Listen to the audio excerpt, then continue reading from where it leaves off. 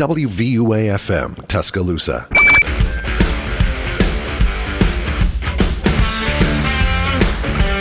Hello and welcome back to the Fourth and Goal podcast. WVUA 90.7, the Capstone's number one podcast for college football. We have a lot to go over today. First off, I'm your host, Caden Johnson, joined by my co-hosts, Braden Friedman and Nicholas Elliott. We're going to get right into it today. Alabama and Tennessee, tough one for us as Alabama students to watch, but an all-time great game that everybody can at least appreciate. Braden, let's hear some thoughts right away. I hate Tennessee, man. I hate them. I hate them even more than I did before. Yeah. That game, being in Neyland Stadium, I don't know if you guys were in the stadium or went to Knoxville either, but it made it so much worse just watching everything unfold. That last field goal, all those mistakes, the interceptions, the dropped interceptions, and it all just didn't come together that game in the last few drives, and especially that last one where there was some questionable where we probably should have ran the ball instead of went for 3 pass attempts. It's tough to do anything about it because it's hard to blame the offensive coordinator for a 52-49 game, but you got to run the ball. Yeah, and sticking with you for a second, just because you were at the game, what can you say about the atmosphere and stuff? I'm sure it was crazy. That was the loudest game I've ever been to, and by far, even some of the Bama LSU games last year, and then the A&M one this year. I mean, just that place was so. I mean, as soon as that ball went through the uprights, it looked like it was going in slow motion, and there was a pause before there was any crowd noise because it was maybe 3 feet over the field goal post. Oh yeah. And that place just erupted. It was. Yeah, I'm sure it was just as loud whenever we missed our shot at getting the 3-point lead there at the end. Nicholas, what are your thoughts from the game? Yeah, just a slow start by Alabama. I mean, 28-10, getting off that slow start, they couldn't really get anything, but they got 28-24 going into the half. I mean, they got them right where they wanted them, got the lead late, but just could not convert, could not score off the turnovers. Got that interception by DeMarco Helms and couldn't score off that, and just gave momentum right back to Tennessee. And then just the miscues, the penalties, just undisciplined football. I mean, they just got to get back to the drawing board and fix that going forward. Yeah, and touching on that interception from DeMarco Helms, that's probably one of the very few, maybe even only things that our secondary did right for the most part of that game. I think one good thing that Alabama can take away from this is just the fact that they were able to come back from being down 28-10 against, unarguably one of the best teams in the country. Exactly. I think they just proved that their offense was explosive enough to hang in there with games against teams like that. So yeah, even being down 18, being able to come back, make it 20-28 at half, and then just slowly chipping away at it. We had the lead on the scoop and score. It just all didn't come together on the last couple drives. Yeah. Yeah, I thought the offense played a lot more better. You got to see more receivers show up, and Bryce probably had one of his best games. Yeah, was a warrior of his career, I'd say. Yeah, and so did Cam Latu had a really good game too. We haven't seen much of him. Yeah, that was year, refreshing to see. He had a very good game. Especially coming off that injury. He took a ton of hits, and he just kept going, kept fighting. I mean, that's a true warrior out there. Yeah, I love seeing freshman receivers getting involved as well. Isaiah Bond, Kobe Prentice. They look good. They look really good. Both of them are going to be a problem in years to come. Just one thing that lets you know how good of a game this was, I feel like there was so many times in the game where you would think, okay, it's over. All right, it's over. All right, this team's got it. It's over at this point. But every time you thought that, there would be some crazy surprise that turned you the other way. I think that just says a lot about how much of an all-time classic this was. I thought for sure. After the scoop and score, and then we were driving down the field. Bryce always clutch in the last. And then Will Reichert has been so good in those situations, just maybe just a little the wrong lineup for him, 50 yards. It's tough to ask a college kicker to make a 50-yard field goal, especially under that much on the line, then obviously one thing that we can work on is stopping tempo offense. Like, tempo offense was our problem last year with Texas A&M. Tempo offense, it got our secondary slow and allowed for lots and lots of explosive plays. There were a lot of plays that Tennessee had for more than 40 yards. You couldn't apply any pressure either. I mean, the defense had to play coverage the whole time. I mean, the linebackers were playing coverage most of the time. Couldn't rotate linemen at all. It was just couldn't get pressure on Hendon Hooker. He had time. Yeah, that hurry-up offense made it seem like our secondary had cold feet or had concrete on their feet. Jalen Hyatt, obviously just kind of blew past everybody for the entirety of the game. I thought Hendon Hooker did a really good job of, being someone that hasn't necessarily proven that they can win like huge games like that. I think Hendon Hooker did a good job in his first biggest game of his life. Came in and just, exceeded expectations. If anything, it was really crazy. He played an amazing game, though, I thought. Yeah, he did a very good job of scrambling out of the pocket and finding receivers, even with pressure from Alabama's D-line, or when there was blitzes, it seemed like he was always finding a way to at least throw the ball away. He wasn't going down. Yeah, especially one takeaway I had is that Tennessee was able to run the ball very well. 6 or 7 yards a carry. Alabama had to respect the run, so they could not just sit down and play coverage the whole time. They had to still respect the box, or else Tennessee would just pass it all over them. Yeah, rough game. It was a great game, but it's just, God, it's one of those that'll haunt Alabama for years. It's due to happen at some point. Obviously, you can't beat Tennessee every year. It's Tennessee's first win against Alabama in a very, very, very long time. But we do have to move on, even though it was an all-time classic game, unfortunately. Next biggest game of the day was Michigan and Penn State, and this one was not an all-time classic like Alabama and Tennessee was. Michigan absolutely destroyed Penn State. I'm pretty sure, you can correct me if I'm wrong here, 41-17 maybe? It was in the 40s. It was something like that, yeah. And it was only close because Penn State got a pick six. It was only close in the first half for that reason, too. Michigan dominated the game. You knew Michigan was going to win essentially the whole game. Either of y'all got any words on that? Yeah, Michigan, J.J. McCarthy only had 145 on passing. When you combine 400 yards rushing, you really don't need that pot. Especially being a freshman QB, didn't have to rely on him too much. And that defense, the defense still proves, defense wins championships. Michigan played defense. Sean Clifford, they could not get their offense moving at all.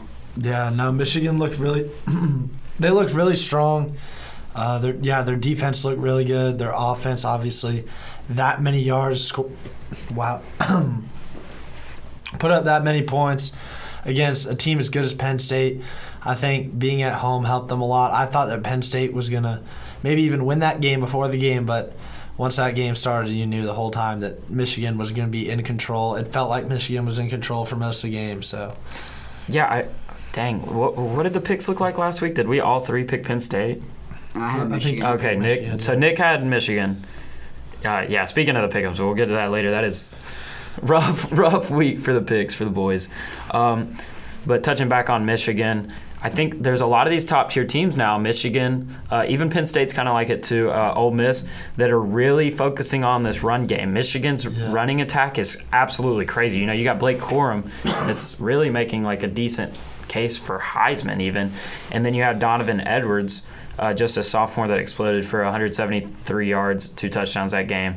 Corum added 166 and 2 touchdowns as well. That is something you don't see a lot at all.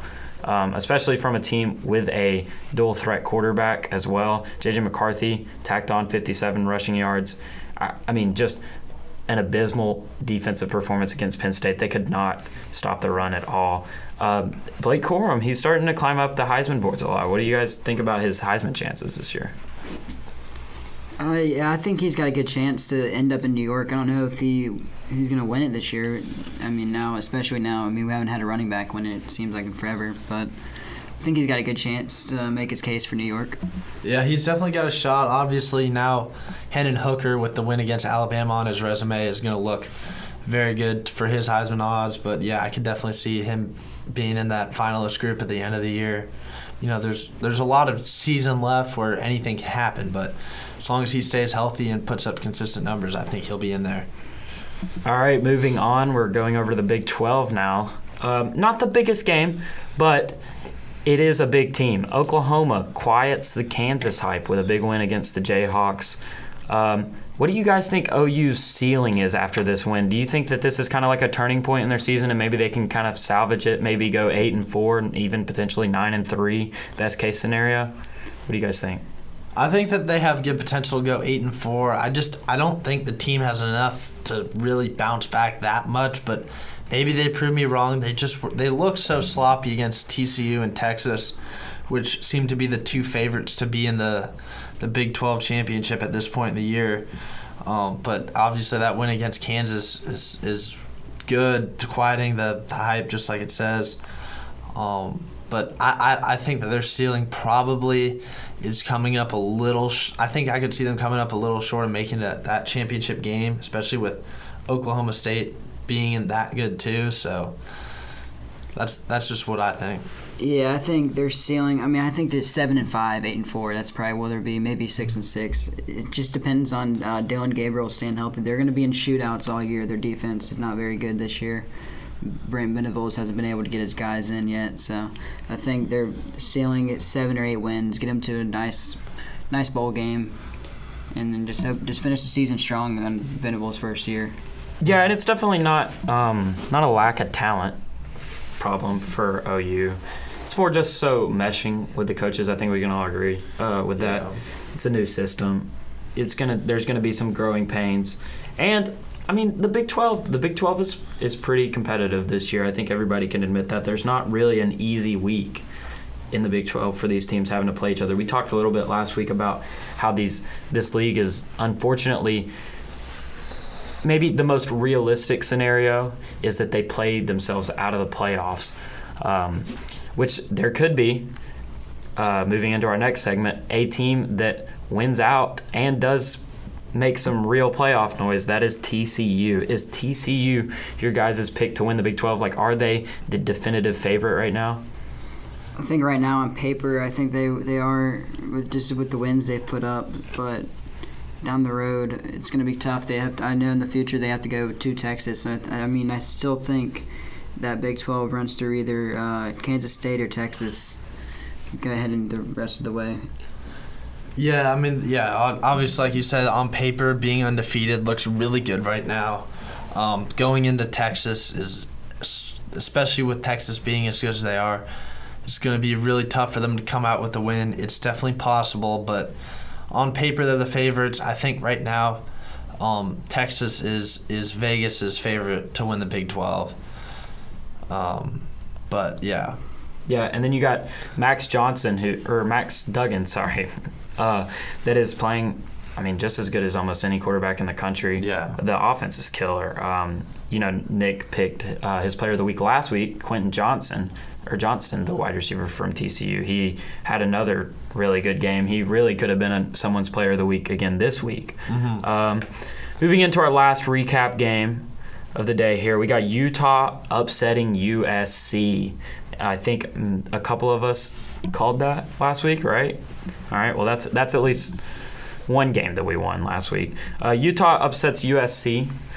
USC has looked really sloppy in a lot of these games lately against Pac-12 teams. You just kind of got the feeling that it was going to happen at some point.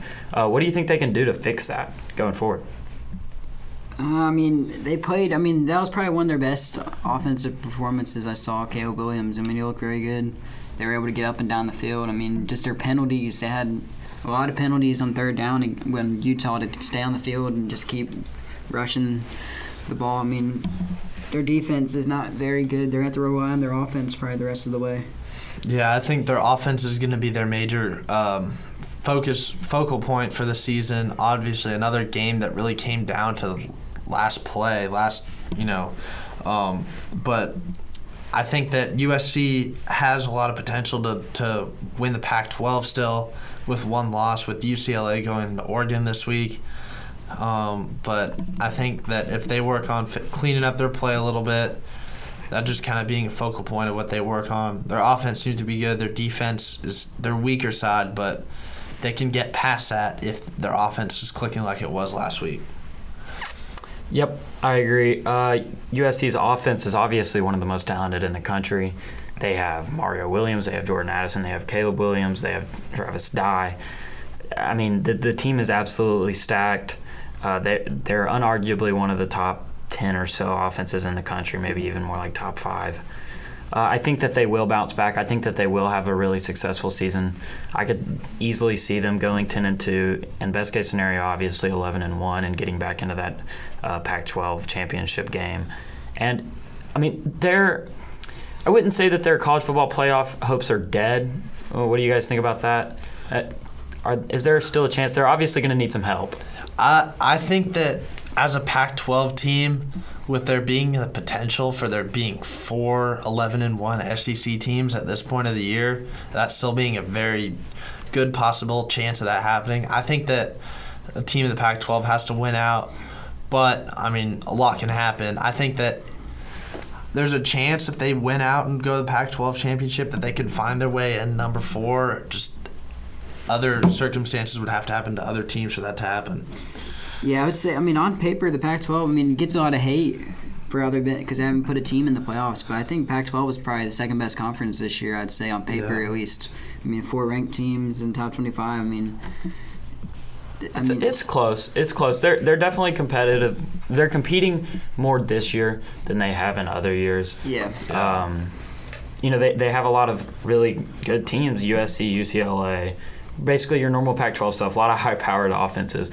But Oregon getting throttled by Georgia like they did really hurts. I feel like as much as it hurts Georgia, it also hurts the rest of the Pac-12, and I feel like it'll also hurt other Pac-12 teams when they're being considered for playoff spots over other teams, just seeing what these Pac-12 teams look like when they match up against top dogs from other conferences.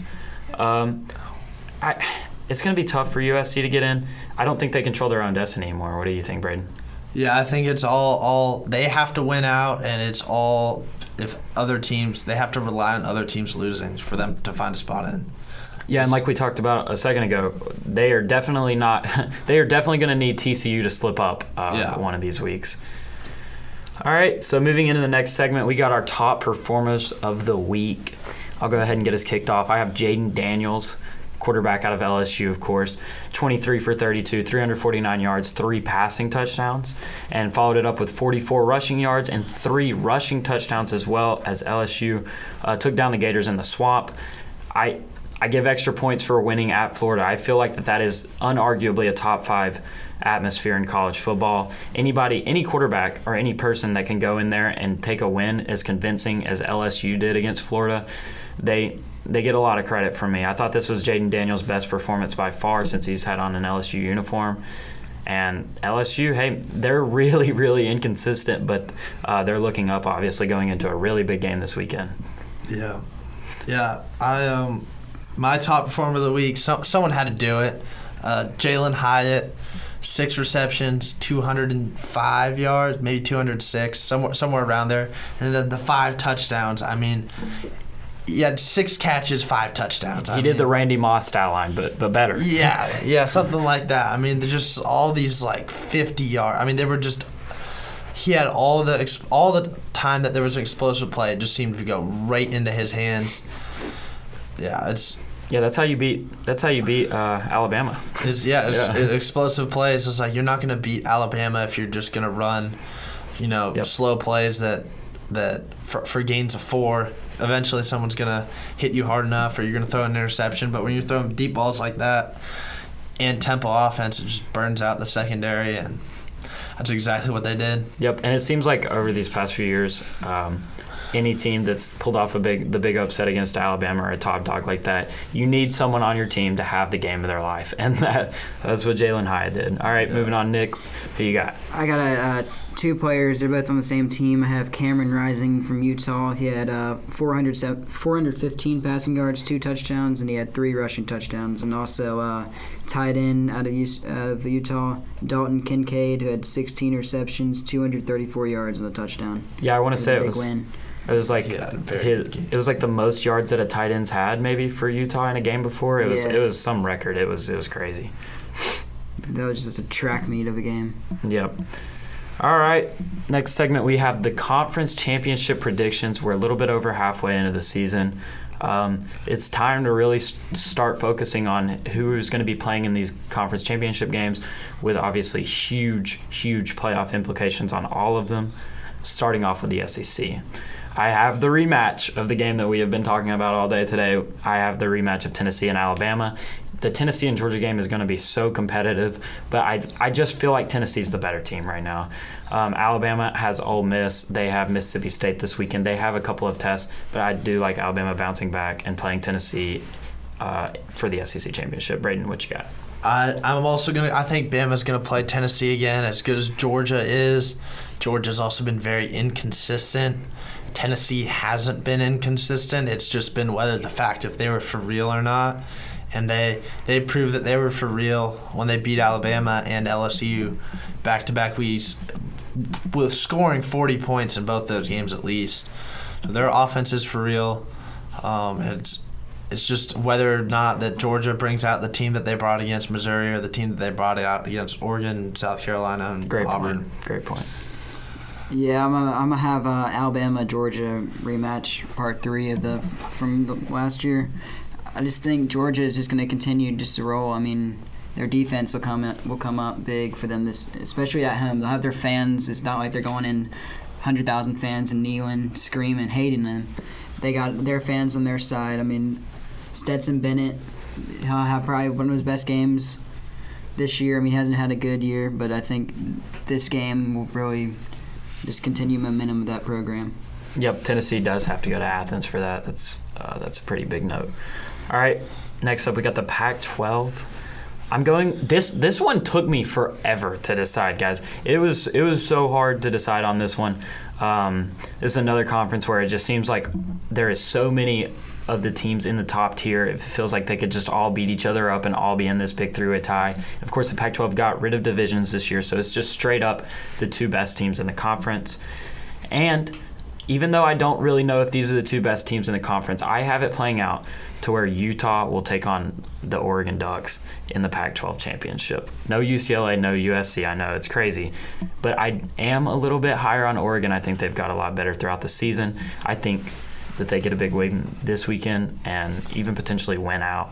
What do you think, Braden? I think that Oregon is definitely going to find their way in. They have UCLA at home this week, which certainly won't be an easy game, but Austin Stadium at home, I mean, that place is one of the toughest places to play.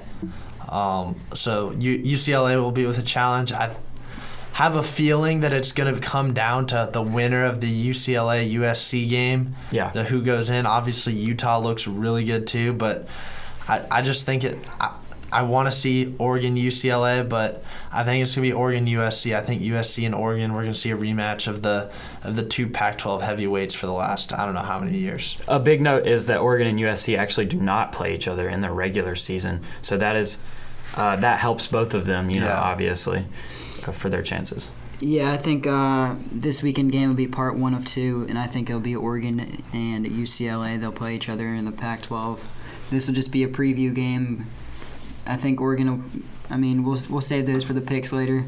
But I think Oregon, Bo Nix has probably had one of his best years as a college player this year. Oh, easily, yeah. Really putting himself back out there. I mean, after all the hate he's been getting for his inconsistencies in the big games, they just got a great offense. And, under the first year of Dan Lanning, he's having them play great ball, and they've got some great wins recently.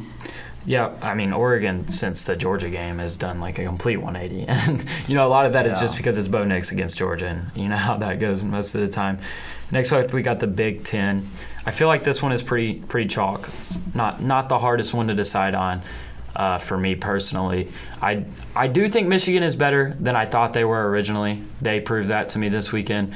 But I still like the Buckeyes to get their get back. so to speak, and beat Michigan this year in that big game. And then from the other division in the Big Ten, I have the Fighting Illini. I think they have had a really good year as far as Illinois standards. They're ranked, and I feel like they deserve to be ranked. But I just don't think it's too much of a challenge. Big Ten, speaking of the Pac-12 getting rid of divisions, Big Ten needs to. Really bad. I know the ACC is doing it next year. Big Ten really needs to. It is absolutely ridiculous to have Ohio State, Michigan, Penn State in the same division. Yeah. And Michigan State too. Braden, what do you think?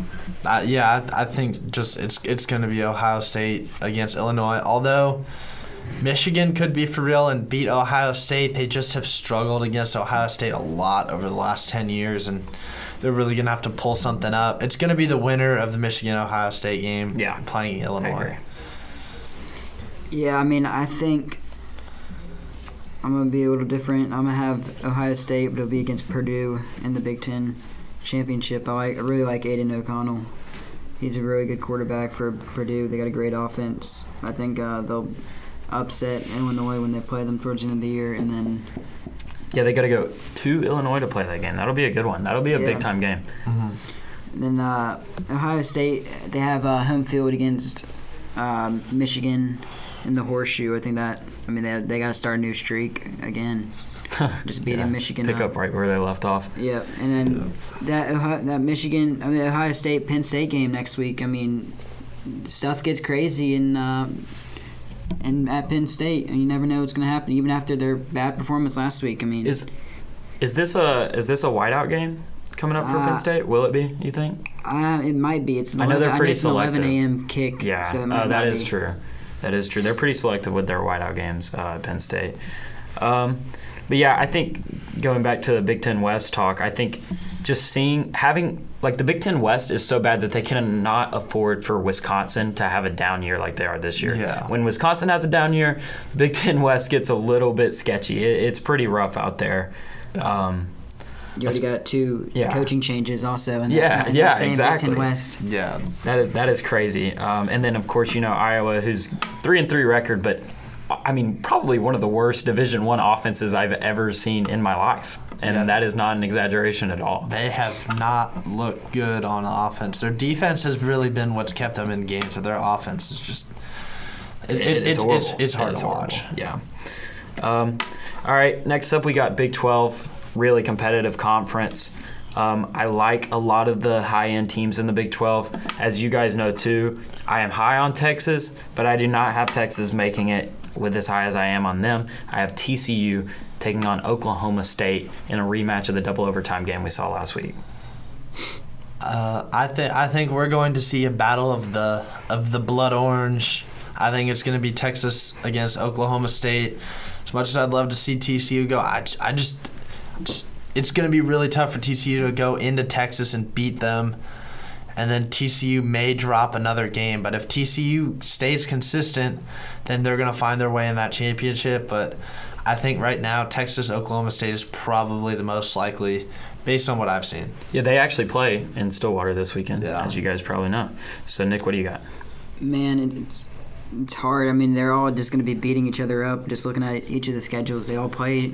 The top four teams all still play each other. Coming up. I think I might just have to go Texas and TCU battle the Texas teams. Yeah, that would be a good one. That could definitely happen. Yeah. A great thing about this conference is that really any combination you throw out there should really be a competitive game. I think a lot of these teams are very similar and very equal to each other. We can just go through the schedule. Oklahoma State, Kansas State, that's coming up next week, and then you got still this week Texas, Oklahoma State, Kansas State, TCU. They're all just going to be an absolute bloodbath coming down to the end. Yeah, every week from this point on is a huge week in the Big 12. There's going to be big games every week. Probably see multiple tiebreakers having to come into place late. Yeah, I could definitely see that too. All right, last Power 5 conference, we got the ACC. Another one that I feel like is pretty chalk, not the hardest conference to predict. Obviously, out of the Atlantic, I got Clemson. I do think that Syracuse and Wake Forest are both solid teams. But on the other end, I like North Carolina out of the Coastal. I feel like that one is pretty should probably be unanimous between all of us. This is another case like the Big Ten where it's like, wow. I mean, thankfully they are getting rid of the divisions next year, because having Clemson, Syracuse, Wake Forest, Florida State, NC State, I mean, you could even make the case that those are the 5 best teams in the conference, all in the same division. But yeah, Braden, what do you think? Yeah, I think it's going to be the Battle of the Carolinas. I think it's going to be Clemson against UNC. I think it's gonna come down. I think Clemson may end up dropping the game to UNC, but I think that they're gonna play each other. Wow. That's a pretty hot take right out the jump. It is a hot take, but that's what podcasts are for. Yes, sir. Yeah, I mean, pretty chalky. I mean, Clemson got through their little gauntlet. They beat Wake Forest, Florida State, and NC State. I mean, handled business in all 3. And Syracuse coming off, I mean, they're 6-0, probably their best start in a while. And UNC, Drake May has been unbelievable as a quarterback for UNC. I mean, he's probably put himself maybe in New York if he keeps this up. Yeah, if not this year, at some point in his career. I mean, he is a beast. I can admit that. Yeah, May has been very good for them. But I'm really disappointed in Miami. Everybody was high on them, especially Tyler Van Dyke. Yeah, they have just not been, Miami been good this year. Yeah, it's really crazy to see a Miami team like this. It's not crazy to see a Miami team underperform, at least not recently. But with as hyped as that offense was, with Tyler Van Dyke being, I mean, on everybody's first-round draft board, they have just not looked good at all. And it's been, a lot of it has been their offense. Their offense has just been pretty putrid. You saw how bad they played against Texas A&M. I think Miami is definitely just kind of sad and falling off at this point. Pittsburgh started decent, really matched up well with Tennessee, and then they've kind of disappointed too with a really bad loss to Georgia Tech. But yeah, we'll see how that goes. Moving into our next week's predictions, we have a huge week ahead of us, and we're going to start it off with our underdog. Who do y'all got? Who's y'all's dogs of the week? Let's hear them. I know that this one, I think that LSU is going to beat Ole Miss. I think that going into to Death Valley, I think that LSU comes out with that win against Ole Miss. I thought Auburn was really going to maybe have a chance to pull it out against Ole Miss. I think Ole Miss usually kind of falls off right around here every year. Yep. And yep. I think that this is a game right around where they fall off. So crazy enough, LSU is actually favored to win that game. But I'm going to give it to you because it is an underdog. You have an unranked team favored against the number 7 team in the country that's undefeated. That is absolutely insane. I didn't even know Vegas had them I definitely would personally consider it an upset if LSU were to win, and I feel like everybody else in the country would. So I'm definitely giving you that one. Go ahead, Nick. Kansas State is going to go into Fort Worth and take down the TCU Horned Frogs. Wow, that's a good one. Adrian Martinez has probably had one of the most surprising years so far. I mean, no interceptions through 7 games. I mean, yeah, that's amazing. Amazing for him being a transfer quarterback. I mean, Adrian Martinez, Deuce Vaughn, they got a solid team. Yeah, in Manhattan. Really good running attack there between the two of them as well.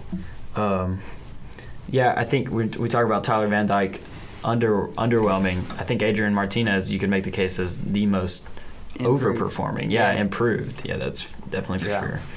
All right, my dog of the week. I know it has not happened since this team has joined the SEC, but I like South Carolina to take the win over Texas A&M, primetime 6:30. South Carolina at home. We've seen a shaky Texas A&M team that they play up to their good opponents, and then they play down, and I mean really down to their lesser opponents, i.e. App State. Spencer Rattler has not really had one of his good years. Yeah, no. Shaky, 8 interceptions. But I mean, Williams-Brice Stadium will be rocking. Exactly. Sandstorm will be playing. I like it too because they're coming off the bye. They have an extra week, and right before that bye, they took down Kentucky. At Kentucky. They got some momentum. So, yeah, I like South Carolina. I want to say that they are 0-8 against A&M since joining the SEC. They haven't beat them. So, I think it's just like Alabama and Tennessee, like we talked about. At some point, it has to happen. You know, you can't just win them all. I do like South Carolina this week. All right, moving into our pick'em, we're going to go over 7 games as we did last week, and we're going to preview them all. Looking at the standings here, you have me and Braden tied for last with 2-5. 2-5, not a great start. And then you have Nick at 3-4. How does it feel to just absolutely own us, Nick, with your impressive 3-4 record? Man, it feels lonely at the top. That's all I can say. It feels lonely up there. I got a lot more company down at the bottom. Yeah. Nicholas is missing out on the 2-5 club. He thinks he's too good for us now. Yeah. All right, starting it off with one of the biggest games of the year in the ACC, Clemson's last real test of their gauntlet. The 14th ranked Orange go to Death Valley to take on the 5th ranked Clemson in the morning, 11 a.m. game. Who do you guys like in this one? I think Clemson's going to steamroll them. Really? Wow. I think their Syracuse's Cinderella story is going to be coming to an end. I love Sean Tucker, but I think that defensive line for Clemson is just going to be stout and just stop the run, and they're not going to, especially, it's called Death Valley. I think they're going to die in Death Valley. Sean Tucker will not be pleased with that performance. Sean Tucker will die in Death Valley. I think that Clemson's going to win because it's an 11 a.m. game. I think that both offenses are going to start off relatively slow in the first half. I could see it being close at the beginning. I think Clemson's going to pull away kind of like each possession towards the end. Maybe like Syracuse starts kicking field goals and Clemson's scoring touchdowns, like eventually starts pulling away by maybe 14-17, but I don't think they're going to get steamrolled.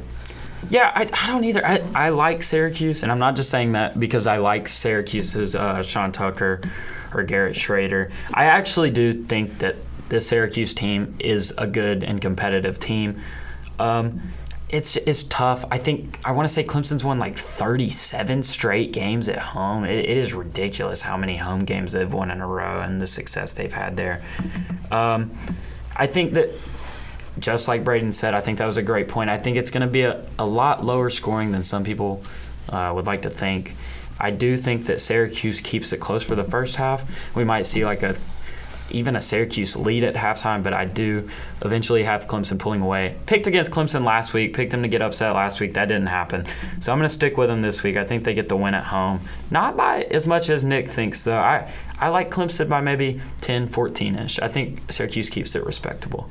All right. DJ has had a bounce back year. People want him benched for their freshman Caleb Klubnik, but he has quieted all the haters. Oh, he definitely has. Yeah. He's really tapping into that potential that everybody saw in him. And his freshman that Notre Dame game. game. Exactly. He's looked really good. And I will say this too: if he continues that good performance and Clemson's defense fixes some small things like closing out games, I think Clemson's biggest thing right now is they need to get better at closing out games. It's like Florida State; they just let teams play their way back in. Saw the same type of thing with Wake Forest. But if Clemson fixes that stuff and DJ stays hot, Clemson could win the national championship. I feel like that is their ceiling this year. Yeah. So, moving into the 2:30 slot, we have the 7th-ranked Ole Miss going into the other Death Valley and playing LSU Tigers.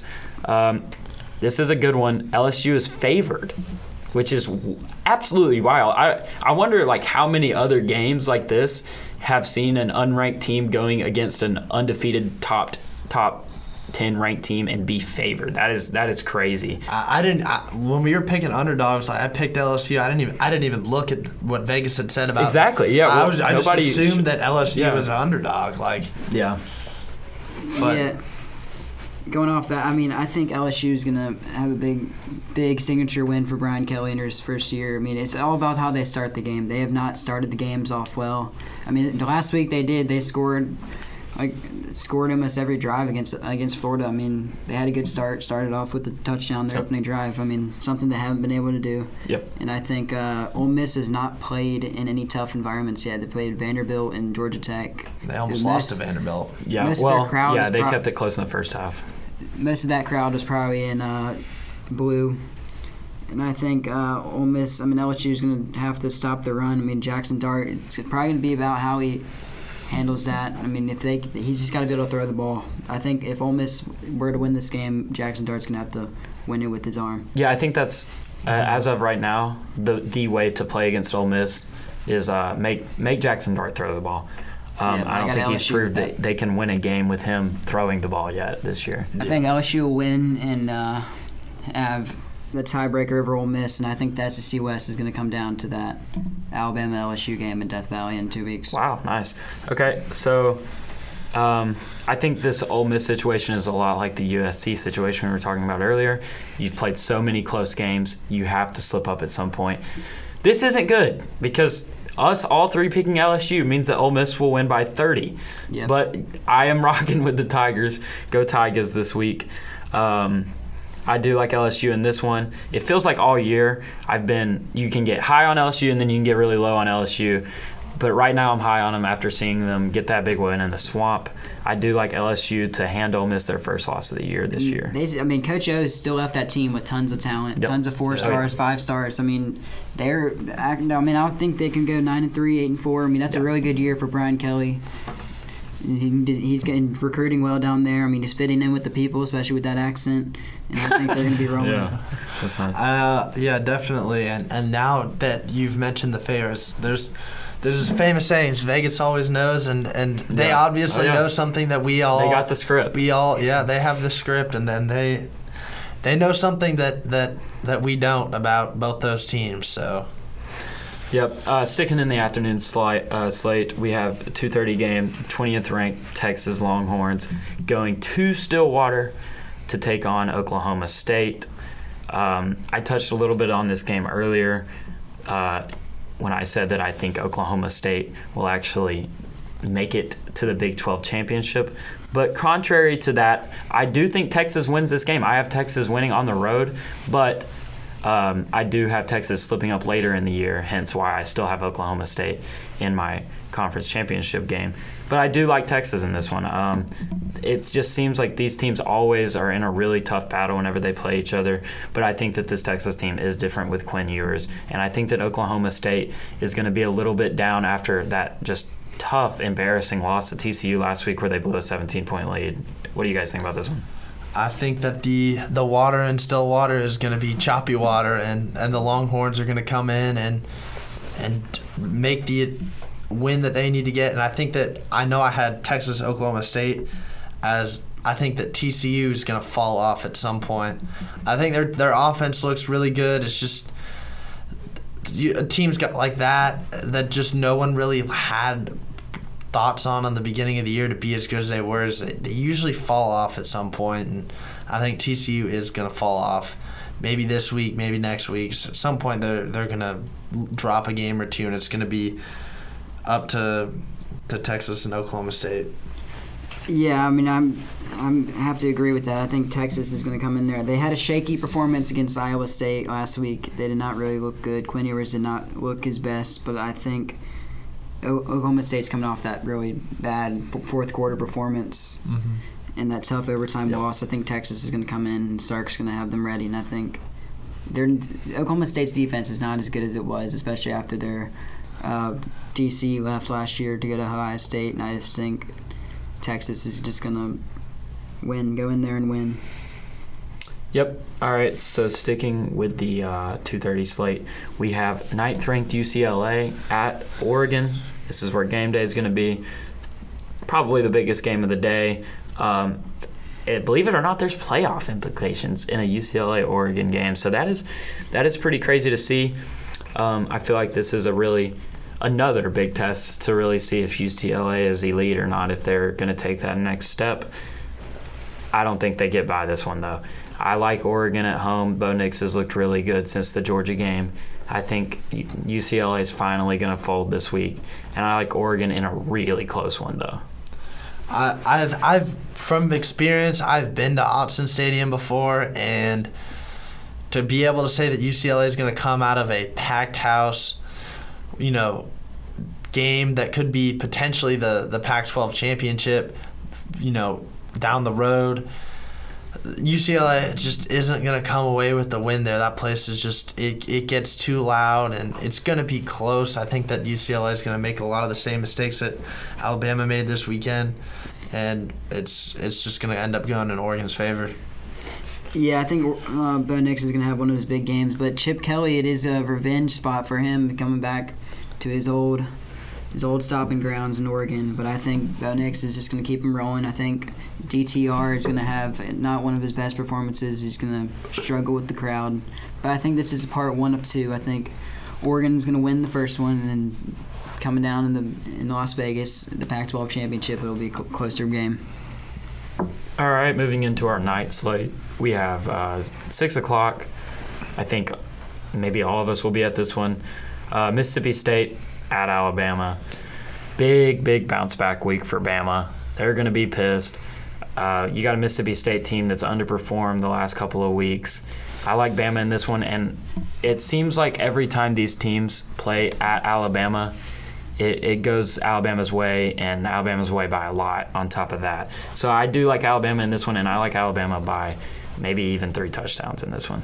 Yeah, an Alabama team after a loss is scarier than an 11-0 Alabama team going into the final game of the year. They're going to be coming back hungry to prove themselves, prove that they are better than they were ranked, and they have something to prove now to their playoff spot and Ole Miss, and they have to prove they have something to prove that they now can't just walk past everyone.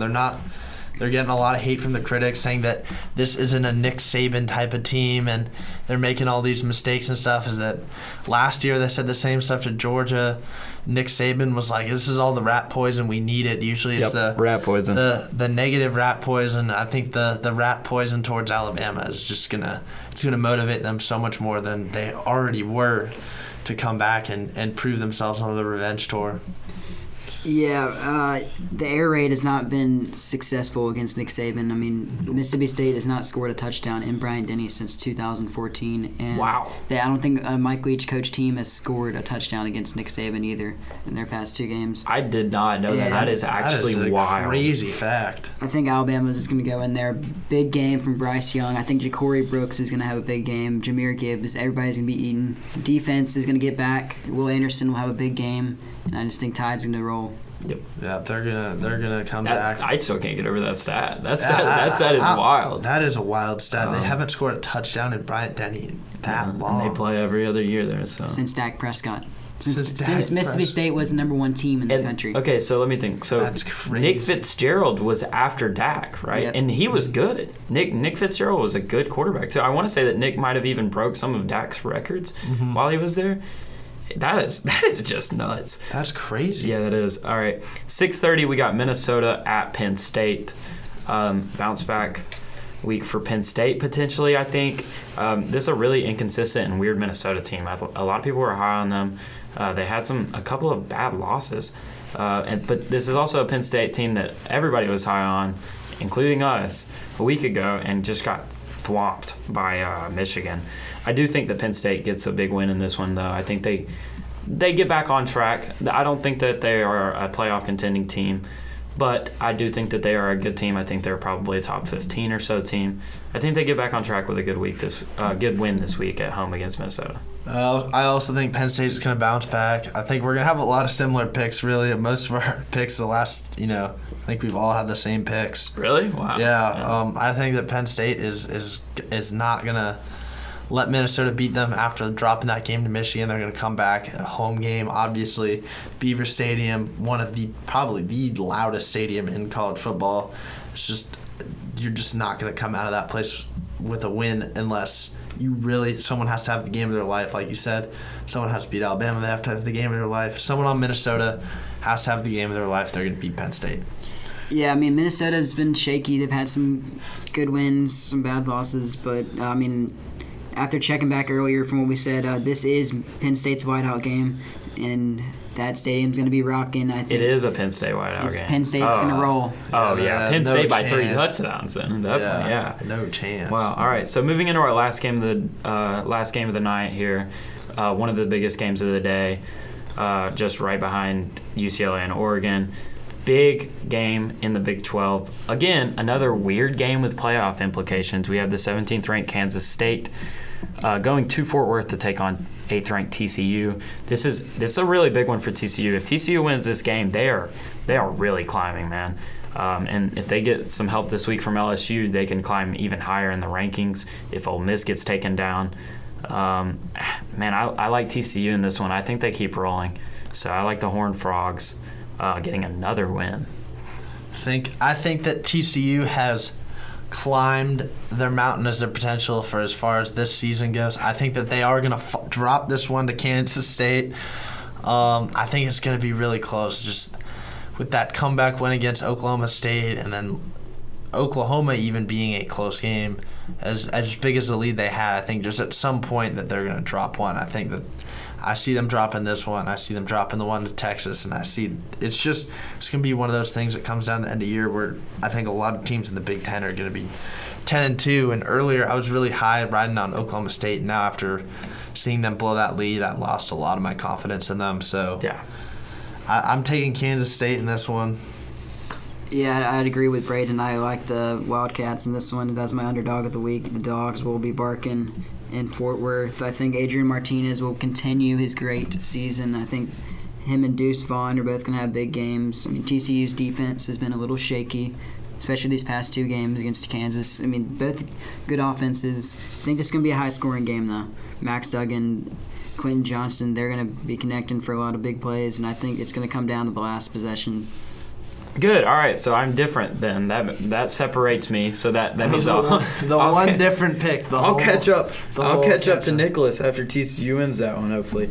Or you're gonna be or I'll just be behind. At the bottom. Yeah. Sitting at the bottom. Another 2-5 week would be just amazing. Rough week last week in Pick'em, but we're looking to bounce back this week. That'll wrap up our show for us today.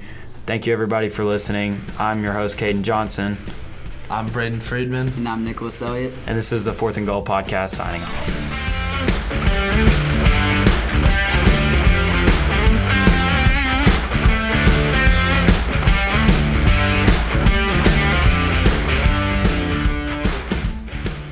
WVUA-FM, Tuscaloosa.